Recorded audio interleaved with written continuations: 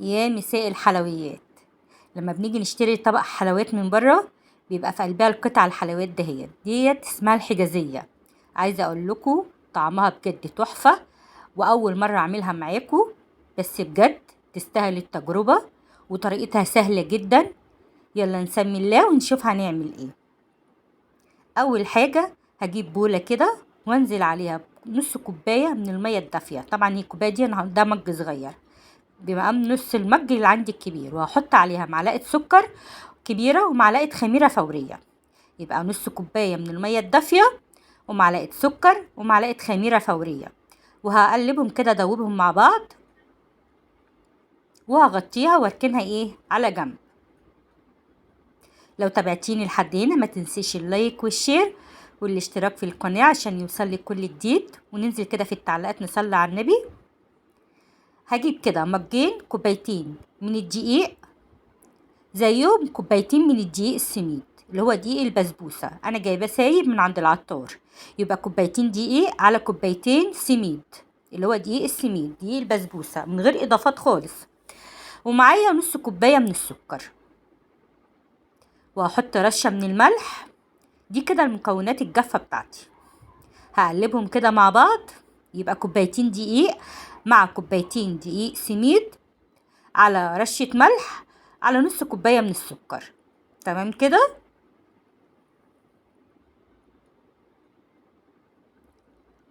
هجيب بقى كوباية زبدة على زيت. تقدري تخليها كلها زيت، تقدري تخليها كلها سمنة، تقدري تخلي نص سمنة نص زيت زي ما انت عايزة. اهم حاجة يكون معايا كوباية من المادة الدهنية. انا حبيت كده سيحت شوية زبدة، حطيت نص كوباية على نص كوباية زيت. تمام كده. يبقى الموجود عندي كيسين، سواء زيت سمنة زبدة اي حاجة. عايزة تعملي خليط بالاتنين مفيش مشكلة.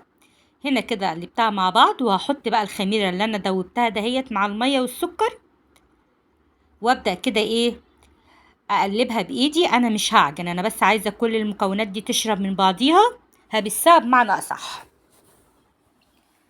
تمام كده. يبقى انا مش هعجنها، هلم كده العجينة مع بعضيها، وهغطيها كده بورق ستريتش اللي هو البلاستيك راب. اسيبها ترتاح شويه كده لمده نص ساعه. طبعا هي مش هتخمل لان دي مش عجينه طريه من اللي احنا بنعملها، بس هسيبها ترتاح شويه. وهنا حطيت كده بتاع معلقتين من الميه دافيه برضو، حسيت ان هي محتاجه شويه ميه كمان. هي العجينه بتبقى ملزقه في الايد كده.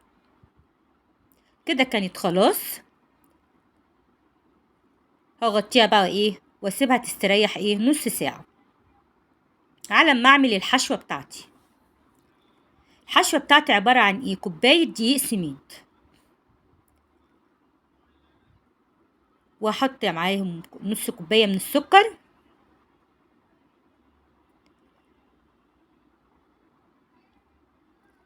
هنا بقى يا جماعه المفروض نحط معلقتين من الكاكاو على معلقه من القرفه. بما ان انا ولادي ما بيحبوش القرفه، فانا هحط رشه حاجه بسيطه. ممكن تستغني عن القرفه خالص وتحط مكانها معلقه كاكاو زي ما انا هعمل. لو انتي بتحبي القرفه يبقى معلقتين كاكاو على معلقه قرفه. وصلت كده. يبقى كوبايه من السميد، دقيق السميد، على نص كوبايه من السكر، على معلقتين من الكاكاو، على معلقه قرفه. ما بتحبيش القرفه تقدري تستبدلي القرفه بمعلقه كاكاو، يبقى 3 معالق من الكاكاو. وهقلبهم كده مع بعض، وهنزل كده بشويه ميه صغيرين واحده واحده. انا عايزاها كده تبقى عامله زي الرمله المبلوله، مش عايزه اعجنها عجين. هقلبها كده بايدي. انا عايزه كل المكونات دي كلها تتبل ميه، تبقى زي الرمله المبلوله كده.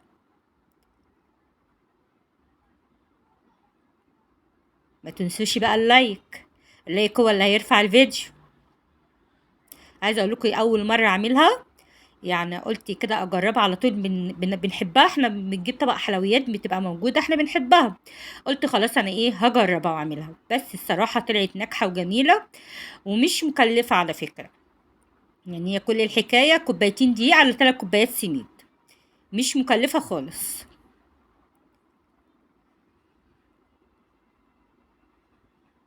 ادي كده بصوا عامله زي الرمله المبلوله. هي كده خلاص خلصت معايا الحشوه.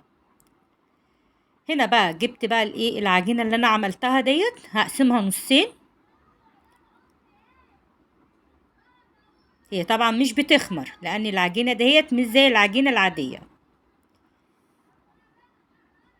هجيب بقى كيس اللي هو التلاجة اللي هو بتاع السندوتشات دوت، وهحطه كده في قلب صينية، وافرد عليها ايه العجينة. هاخد نص العجينة وافردها عليها.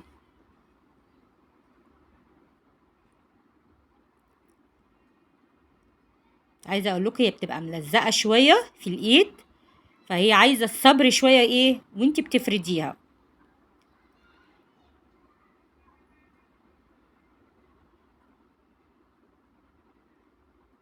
ما تنسوش بقى تصلوا على النبي عليه افضل الصلاة والسلام. هفردها كده بقى ايه في قلب الكيس.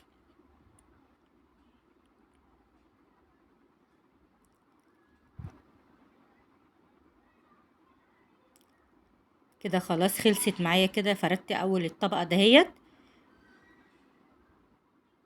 هشيلها بقى، وهبدأ بقى ايه افرد الطبقة التانية في الصينية في ارضية الصينية.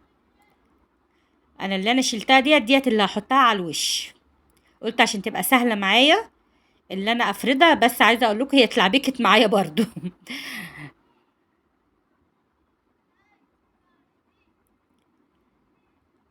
طبعا انا ما دهنتش الصينيه اي حاجه، لان انا اصلا دقيق البسبوسه مع الدقيق شارب زبده كتير، فما كانش محتاج ان انا ادهن الصينيه.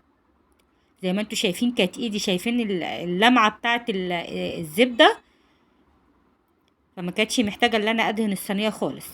هنا بدات بقى احط الحشوه، وابدا كده افردها بالراحه. وما باجي ببطط بالراحه خالص عشان ما تتغرسش في قلب العجينه اللي هي تحت. يعني ببطط كده برفق شويه، عشان هي والعجينة اللي تحت ما يتجانسوش مع بعض. انا عايزة تبقى الطبقات ايه لوحدها، كل طبقة باينة لوحدها.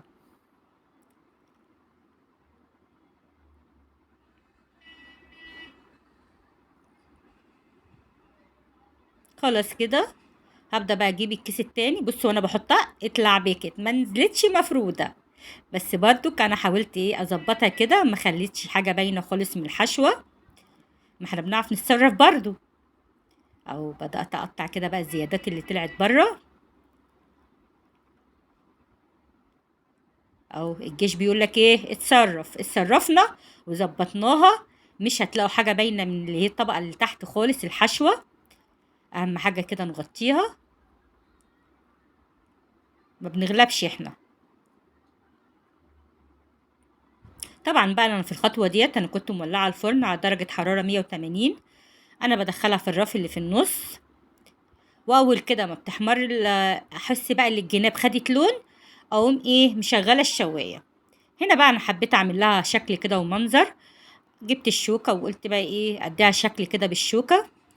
عملتها كده مربعات زي ما انتوا شايفين كده، بديها يعني شكل. وهبدأ بقى اقطعها كده بالعرض. بعد كده هاخدها بالطول كده ايه نظام سمبوكسات، اللي هي المثلثات كده زي اللي بتتباع بره بالظبط. وهدخلها بقى ايه الفرن على درجة حرارة 180، واحطها في الرف اللي في النص. واول ما تحمر من تحت والاقي الجناب كده خدت لون هشغل الشواية عليها. ادي كده خلاص، ادي اللون بتاعها اللون الذهبي دوت، هو ده اللون المطلوب. يعني متغمقهاش عن كده. طبعا انا كنت مقطعاه بس بوسع كده الايه التقطيع عشان اعرف اطلعها. طبعا كالعادة الولاد مش صابرين لما تبرد، والمفروض اصلا تقطعيها لما تكون باردة. اقول لهم مش هتبقى حلوة لازم تبقى باردة وجميلة، ابدا عايزين يدوقوها. بس بجد والله طعمها تحفة بجد وجميلة، وتستاهل التجربة. جربوها وهي فعلا مش مكلفة. شايفين؟ ولا بصوا القعر بتاعها نضيف وجميل ازاي، يعني مش ملسوعة من تحت، واخدة اللون الذهبي بجد حلو من فوق ومن تحت. اهو شايفين اللون.